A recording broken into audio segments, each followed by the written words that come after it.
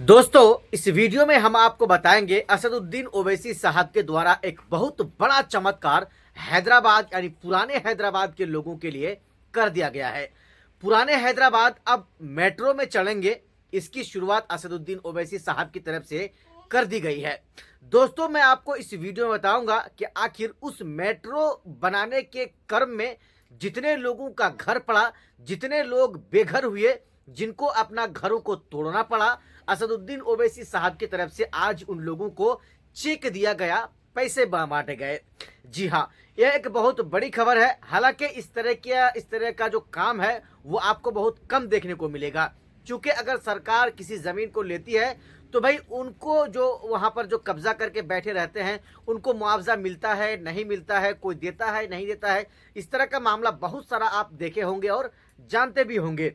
लेकिन असदुद्दीन ओवैसी साहब ने क्लीन एक काम किया है, एक बेहतर काम किया है कि जितने लोगों का घर तोड़ने को मजबूर हुआ या जितने लोगों का घर को तोड़ा गया, दोस्तों उन तमाम लोगों को चेक बांटा गया आज, यानी उनकी जो राशि है वो उनको दिया गया।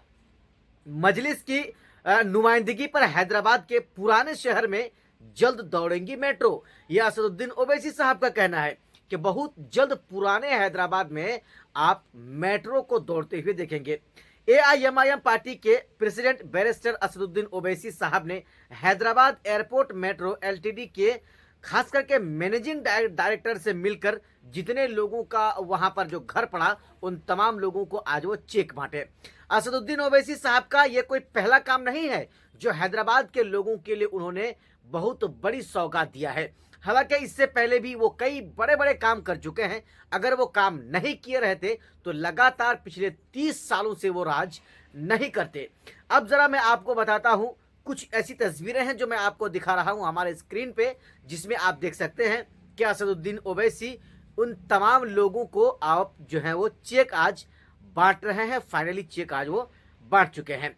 दोस्तों, आप ये जो खबर है ये बहुत बड़ी खबर जो पिछले कई सालों से लगातार चल रही थी। लोग कह रहे थे कि ओवैसी के कम से कम कार्यकाल में तो ये काम नहीं होने वाला है।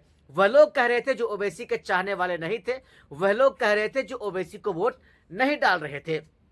लेकिन जो ओवैसी के चाहने वाले थे, ओवैसी के मानने वाले थे, वो इस बात पर जो है अपनी टकटकी लगाए तैयार थे कि आखिर ओवैसी की तरफ से ही यह काम किया जाएगा। और फाइनली दोस्तों वह काम आज कर दिया गया है असदुद्दीन ओवैसी साहब की तरफ से। और ये वो ओवैसी है जो न सिर्फ विकास का काम करते हैं, विकास के साथ साथ मुस्लिम समाज के लोगों की आवाज बनते हैं, दलित समाज के लोगों की आवाज बनते हैं।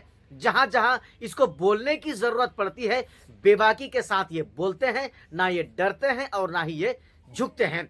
आप जानते हैं कि ओवैसी की पार्टी ऑल इंडिया मजलिस इत्तेहादुल मुस्लिमीन से 2 सांसद हुआ करते थे और 2024 यानी पिछले साल जब लोकसभा का चुनाव हुआ उसमें एमआईएम पार्टी के पूर्व सांसद सैयद इम्तियाज जलील साहब औरंगाबाद लोकसभा सीट से वो चुनाव हार गए।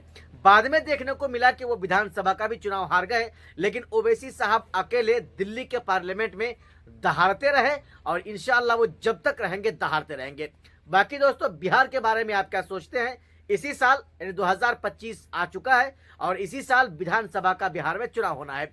अगर आप बिहार के रहने वाले हैं, बिहार के किसी भी जिले से अगर आप रहते हैं और आप हमारे इस वीडियो को देख रहे हैं, तो आप अपनी राय हमें जरूर बताएं कि क्या जिस तरह से 2020 में ओवैसी की पार्टी एमआईएम का जो एक वहां पर रिजल्ट था, जो उनको इनाम मिला था, सीमांचल के खासकर किशनगंज, अररिया और पूर्णिया के लोगों ने उनके 5 विधायकों को जिताकर बिहार विधानसभा के अंदर भेजा था, क्या वही रिजल्ट होने वाला है या उससे ज्यादा विधायक बनने वाले हैं?